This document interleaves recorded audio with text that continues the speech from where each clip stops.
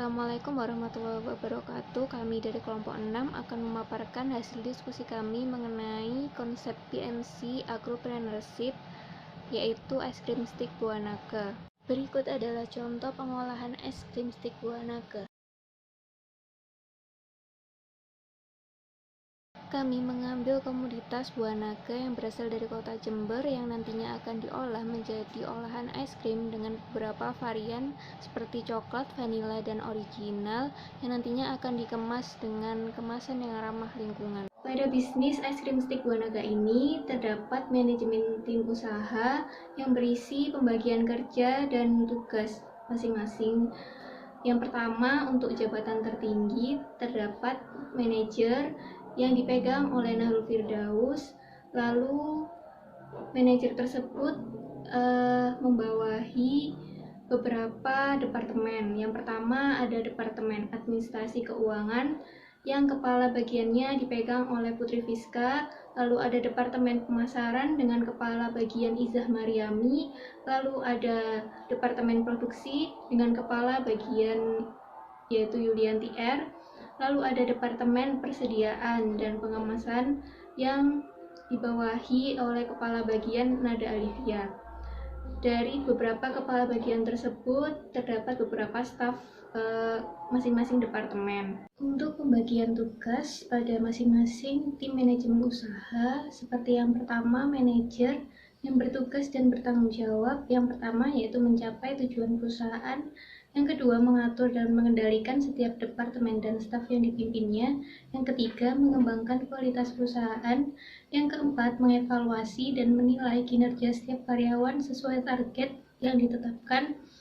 Lalu, merancang dan mengimplementasikan rencana serta strategi bisnis untuk mencapai tujuan yang ditetapkan.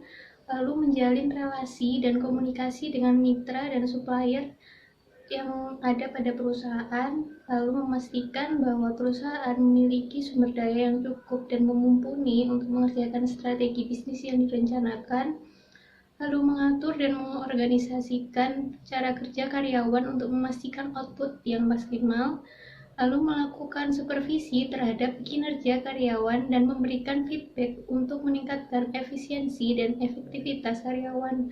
Lalu yang terakhir, mengevaluasi laporan masing-masing departemen perusahaan. Untuk yang kedua, tugas dan tanggung jawab dari Departemen Administrasi dan Keuangan, yaitu yang pertama membuat rencana keuangan bisnis, yang kedua menyusun anggaran kebijakan keuangan bisnis, yang ketiga mengarsipkan data surat berharga pada perusahaan dengan baik, lalu mengatur dan bertanggung jawab atas kelancaran administrasi perusahaan. Yang kelima, bertanggung jawab kepada manajer dengan memberikan laporan keuangan. Lalu yang terakhir, untuk kepala bagian Departemen Administrasi dan Keuangan bertugas dan bertanggung jawab dalam mengatur dan mengarahkan staf administrasi dan keuangan. Untuk tugas para staf yaitu membantu tugas dari kepala bagian Departemen Administrasi dan Keuangan. Lalu yang ketiga, bagian pemasaran atau marketing. Yang pertama, tugas dan tanggung jawabnya yaitu menyusun manajemen pemasaran. Yang kedua, menghasilkan materi pemasaran dan promosi. Yang ketiga, membuat konten pada platform pemasaran yang digunakan. Yang keempat, memantau dan mengelola sosial media. Yang kelima, melakukan riset pelanggan dan peluang pasar yang strategis. Yang keenam, berperan sebagai penghubung media untuk menjaga konsumen. Yang ketujuh, menjalin kerjasama dengan jasa penyedia iklan, percetakan, dan spesialis PR untuk keperluan pemasaran. Lalu melakukan riset tren dan memantau persaingan. Lalu mengatur dan mengarahkan staf Departemen Pemasaran. Yang terakhir, untuk kepala bagian departemen bertanggung jawab kepada manajer dalam memberikan laporan pemasaran. Lalu pada tugas dan tanggung jawab untuk staf departemen tersebut membantu kepala bagian melakukan tugas dan tanggung jawabnya dalam bagian pemasaran. Lalu untuk bagian Departemen Produksi Yang pertama, tugas dan tanggung jawabnya yaitu mengkoordinir, mengawasi, dan bertanggung jawab atas pelaksanaan produksi agar dapat terlaksana secara ekonomis dan efisien. Yang kedua, bertanggung jawab atas terjadinya bahan mentah, bahan penolong yang dibutuhkan untuk proses produksi maupun produk jadi yang ada. Lalu, yang ketiga, meninjau forecast dari bagian pemasaran agar dapat melakukan perencanaan produksi selanjutnya. Yang keempat, membuat jadwal atau schedule proses produksi. Yang kelima, untuk bagian kepala departemen, bertanggung jawab memberikan laporan produksi kepada manajer. Dan untuk staf departemen, membantu kepala bagian departemen produksi dalam mencapai tugas dan tanggung jawabnya dalam bagian produksi. Dan tugas lainnya untuk staf produksi yaitu membantu pembuatan es krim berdasarkan langkah-langkah yang disusun oleh kepala produksi. Yang kelima, untuk bagian departemen persediaan dan packaging, tugas dan tanggung jawabnya yaitu yang pertama menyediakan bahan baku, yang kedua menghitung dan memastikan kebutuhan proses produksi, yang ketiga mengadakan pengawasan dan pengecekan setiap barang yang masuk maupun keluar dari gudang persediaan. Yang keempat, bertanggung jawab kepada manajer dengan memberikan laporan mengenai persediaan yang tersedia. Yang kelima, melakukan riset kualitas kemasan packaging yang baik. Yang keenam, membuat penataan tempat barang yang sudah di-packing. Yang ketujuh, mencatat jumlah barang yang sudah di-packing. Yang kedelapan, melakukan pengecekan barang yang sudah di-packing sebelum mulai dipasarkan. Di sini saya akan menjelaskan materi yang selanjutnya, yaitu tentang konsep pemasaran konkret. Yang di sini sudah tertera ada 5 marketing konsep, yang dimana ada production konsep, product konsep, selling, social marketing konsep, dan marketing konsep. Nah, di sini saya lebih menekankan pada marketing konsepnya.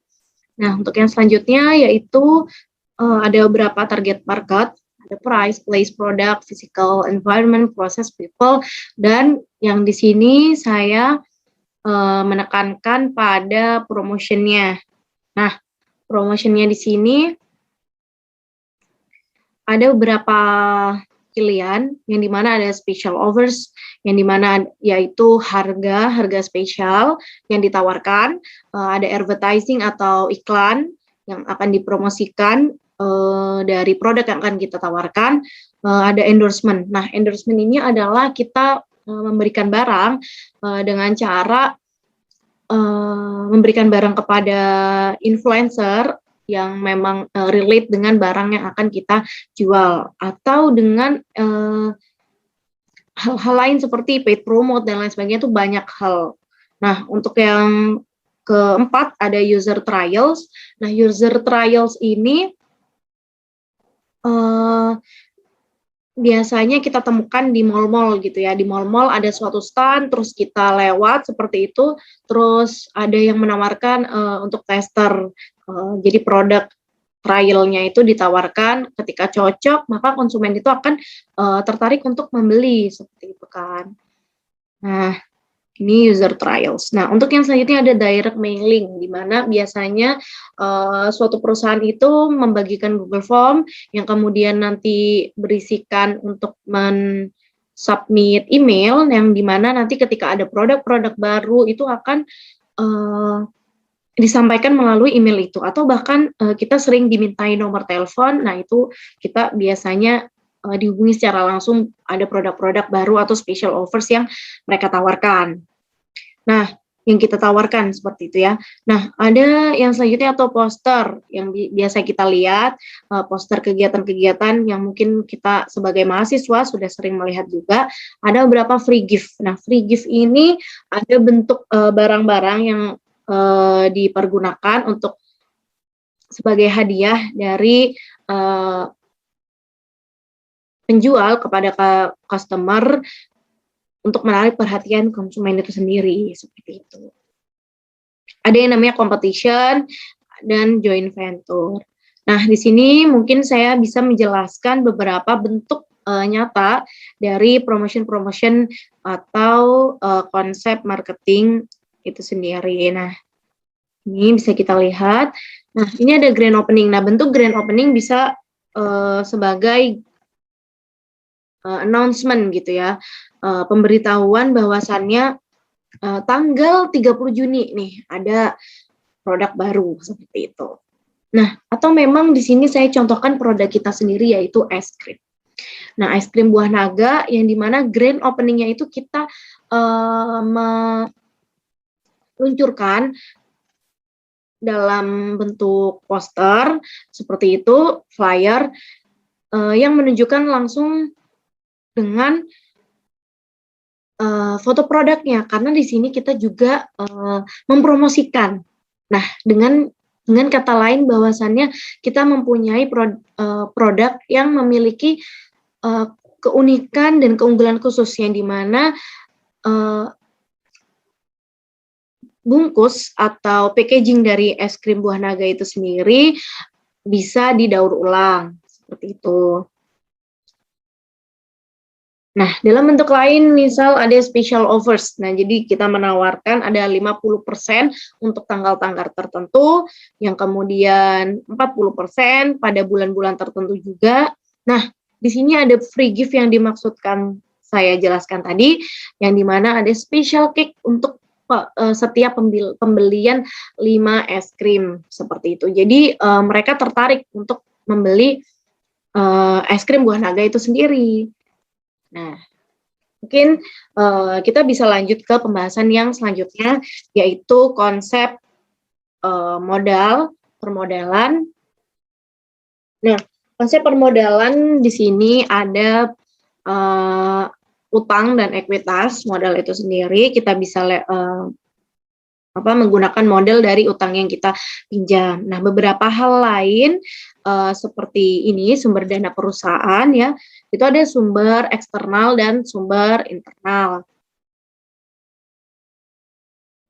Nah, sumber eksternal yaitu ada hutang jangka pendek maupun jangka panjang seperti obligasi dan lain sebagainya, itu bentuk dari sumber pendanaan dari hutang jangka pendek maupun panjang. Nah, untuk sumber eksternal itu sendiri ada modal sendiri. Nah, modal sendiri ini modal dari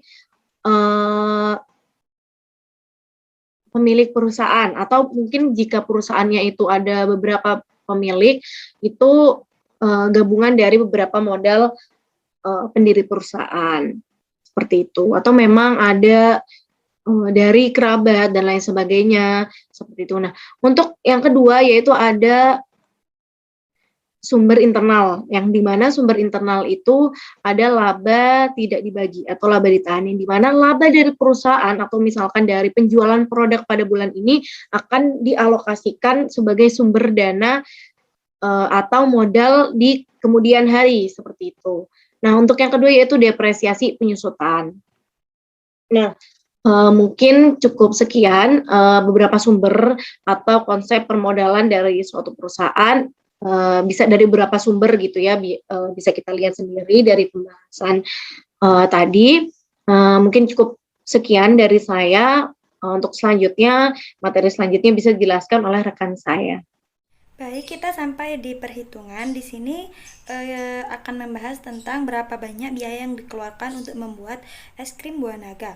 Diawali oleh adanya alat, yaitu alat-alat yang diperlukan untuk membuatnya. Berikut harga-harganya: satu unit kulkas es krim seharga 3.500.000, kemudian mixer seharga 1.500.000, pengaduk seharga 100.000, cetakan atau loyang per loyang 50.000. Kita membutuhkan 3 karena kita memakai 3 varian, yaitu original, coklat, dan vanila. Masing-masing loyang seharga 50.000, maka kita membutuhkan 3 loyang yaitu 150.000. Untuk cetakan sendiri kita menggunakan cetakan yang dari besi ya, tentunya harganya lumayan yaitu sebesar 1.500.000. Kemudian kita membutuhkan blender dengan merek yang lumayan bagus. Kita membutuhkan uang sebesar 1 juta rupiah. Kemudian untuk stik kita membutuhkan 10.000 untuk per 300 pieces. Di sini ada kemasan, kita membutuhkan 60.000 untuk 300 pieces. Untuk Untuk membuat es krim buah naga, kita membutuhkan 30 kg buah naga, untuk per kilonya 10.000, maka kita membutuhkan 300.000. Kemudian kita membutuhkan whipped cream 3 liter, yaitu 240.000. Coklat balok sebesar 17.000 per pieces, kita membutuhkan 3, jadi 51.000. Begitu juga dengan vanila balok, kita membutuhkan 51.000. Gula, kita cukup menggunakan gula 2 kilo dengan keuangan 24.000. Garam, kita hanya membutuhkan 100 gram garam sebesar Rp1.500. Untuk susu full cream sendiri kita menggunakan 3 liter, sedangkan per liternya adalah 17.500. Kita membutuhkan 3, yaitu 52.500. Kemudian untuk uang pemasaran, di sini kita membutuhkan 6 juta untuk sewa ruko selama 1 tahun, dan kita akan membutuhkan juga Rp2.000 untuk uang kebersihan setiap harinya. Di sini kita menggunakan pemasaran dengan menggunakan media sosial, yaitu mengendorse beberapa selebgram atau artis yang ada di sosial media untuk mengendorse produk kami. Di sini kami menggunakan paket Rp200.000 untuk 3 kali pemasangan pamflet di template Instagram. Untuk per hari kita memproduksi 100 pieces es krim. Baik, selanjutnya adalah konsep tentang keamanan pangan. Konsep keamanan pangan yang kami gagas adalah dengan metode HACCP atau Hazard Analysis Critical Control Point, yaitu merupakan sistem yang dapat HACCP sebagai pendekatan yang rasional dan efektif untuk menjamin keamanan pangan. Ini telah disetujui oleh Badan Kesehatan Dunia dan bahan penelitian makanan yang ada di seluruh dunia. 7 prinsip yang ada dalam HACCP ini adalah diantaranya yang pertama analisis bahaya dan penetapan kategori biaya, yang kedua penetapan titik kendali kritis atau CCP, yang ketiga penetapan batas kritis yang harus dipenuhi bagi setiap CCP-nya yang ditentukan, yang keempat dokumentasi prosedur untuk memantau batas kritis CCP, yang kelima penetapan tindakan koreksi yang harus dilakukan bila terjadi penyimpangan selama pemantauan CCP, yang keenam penetapan setiap pencatatan yang efektif merupakan dokumen yang penting bagi program HACCP. Yang terakhir adalah penetapan prosedur verifikasi untuk membuktikan bahwa sistem HACCP telah berhasil. Usaha es krim buah naga yang akan kami gagas nantinya dengan menjadikan model HACCP ini sebagai panduan utama dalam menjalankan usaha. Dalam HACCP sendiri ini terjadi atau terdapat pengawasan itu dalam segi produksi, dari segi bahan baku, penyimpanan produk, distribusi, dan petunjuk pengamanan. Penggunaan juga oleh konsumen untuk menjamin mutu dan keamanan produk.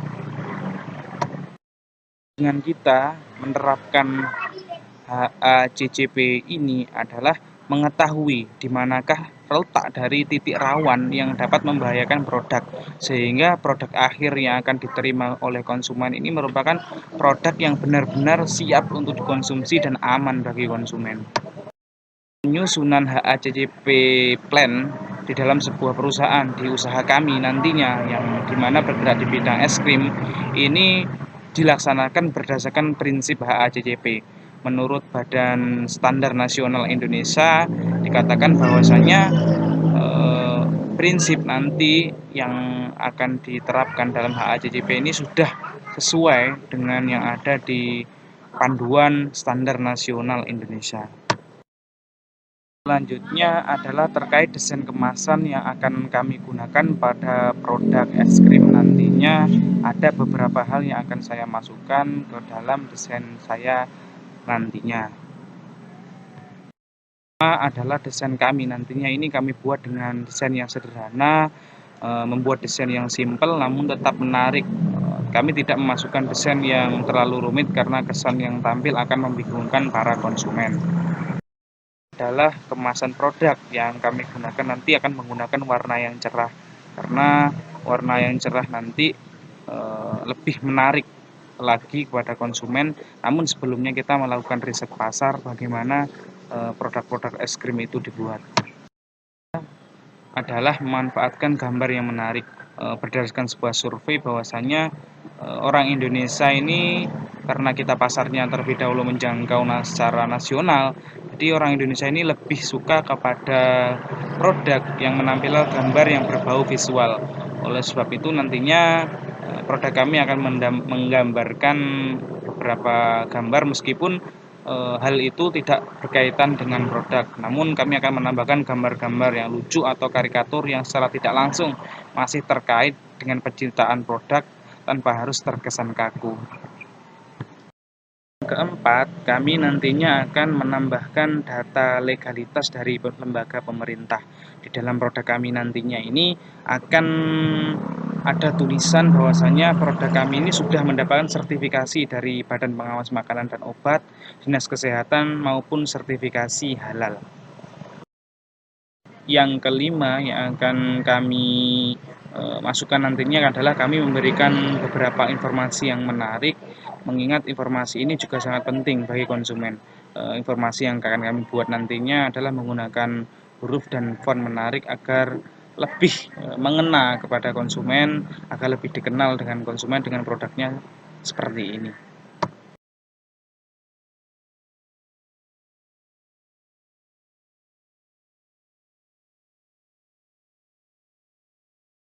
Baik, di sini kami akan melanjutkan pemaparan dari kelompok kami.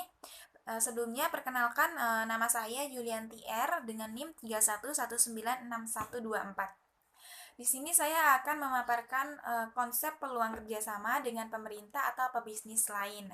Terkait dengan bisnis model BMC atau bisnis model Canvas, di dalam 9 komponen dari bisnis model Canvas, konsep peluang kerjasama dengan pemerintah atau pebisnis lain masuk ke dalam komponen bisnis model Canvas Key Partner.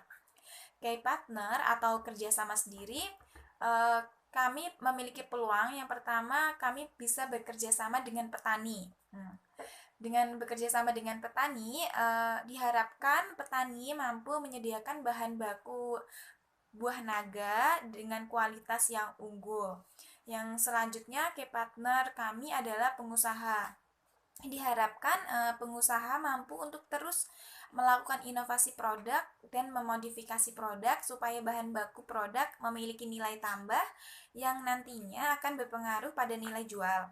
Membantu menjualkan produk es krim buah naga kami melalui teknik marketing dan upselling supaya produknya laku keras di pasaran. Selanjutnya, key partner kita adalah pegiat sosial, di mana diharapkan pegiat sosial sendiri mampu mensosialisasikan pentingnya bermitra. Yang selanjutnya, mampu memberikan kelebihan dan keuntungan kepada petani kalau ikut bermitra. Mengajak petani buah naga untuk bermitra dengan usaha kami, yaitu es krim buah naga. Mengajak konsumen untuk mengkonsumsi es krim buah naga dan campaign produk es krim buah naga. Selanjutnya, key partner kita, kami bekerja sama dengan pemerintah. Diharapkan pemerintah mampu meningkatkan SDM baik dari petani dan agroindustri sendiri ya, mampu memudahkan dalam proses standarisasi mutu, mampu memperkenalkan produk melalui bazar UMKM skala daerah maupun nasional. Baik, selanjutnya adalah konsep produk dari aspek inovasi dan potensi dilakukan perdagangan e-commerce. Nah, berbicara mengenai konsep produk dari aspek inovasi dan potensi dilakukan perdagangan e-commerce, masuk ke dalam komponen bisnis model Canvas, yakni channel atau saluran. Channel atau saluran, konsep produk dari aspek inovasinya sendiri, perusahaan kami berinovasi menjadikan buah naga sebagai es krim dengan konsep ramah lingkungan. Bisa kami buktikan dengan produk kami yang berbahan dasar buah naga dan penggunaan packaging dari produk kami yang tidak berbahan dasar plastik sama sekali dan mudah terurai. Selanjutnya, untuk potensi yang kami lakukan untuk perdagangan, media atau sarana yang kami gunakan untuk menyampaikan produk dan jasa kami. Yang pertama, kami menggunakan toko. Untuk di tahun-tahun awal kami berencana membuka satu offline store terlebih dahulu. Selanjutnya di tahun-tahun berikutnya kami memiliki rencana akan membuka waralaba atau franchise dari produk es krim buah naga kami. Yang selanjutnya sosial media. Kami juga akan menyalurkan produk kami lewat sosial media seperti Facebook, Instagram, atau WhatsApp. Karena kami percaya di era digital, sosial media mampu menyebarkan produk kami dengan cepat melalui fitur-fitur AdSense atau periklanan dari setiap sosial media. Selanjutnya e-commerce sendiri ya. Kami menggunakan website online untuk memudahkan konsumen kami. Yang dimana untuk pembuatan website online-nya kami menggunakan pembuat jasa website online terpercaya. Selanjutnya untuk pengelolaannya akan ada admin kami yang mengelola. Tetapi untuk di tahun-tahun awal untuk mengurangi biaya untuk mengurangi biaya yang kami keluarkan, kami berusaha untuk mengelola secara tim terlebih dahulu. Ya, dengan website e-commerce sendiri, kami yakin kami bisa mendapat margin yang lebih tinggi. Kemungkinan besar pengunjung website kami akan melakukan transaksi langsung di website kami. Jadi kami tidak perlu bersaing dengan penjual-penjual lain. Nah, untuk branding dan reputasi dari website e-commerce kami sendiri, kami memiliki keunggulan produk, yakni terlihat keunikan produk kami, es krim yang berbahan dasar buah naga. Nah, kami yakin produk kami mampu bersaing dengan produk es krim yang lain. Dengan e-commerce, kami bisa meningkatkan identitas brand kami. Kami akan secara pribadi mengurus langsung pesanan customer kami dan bertanggung jawab atas kepuasan mereka. Selanjutnya, berbicara e-commerce, karena kami memiliki website e-commerce sendiri, tentunya kami akan memiliki kesempatan untuk mengumpulkan leads dan database dari pelanggan kami. Nah, data-data yang kami dapatkan itu bisa membantu kami untuk mengoptimalkan campaign marketing untuk yang saat ini atau mungkin di waktu-waktu yang akan datang. Nah, selain itu, kami juga melakukan campaign marketing dengan bebas dan karena kami membuka website e-commerce kami sendiri. Mungkin itu saja pemaparan yang bisa kami sampaikan. Sekian, kurang lebihnya mohon maaf. Wassalamualaikum warahmatullahi wabarakatuh.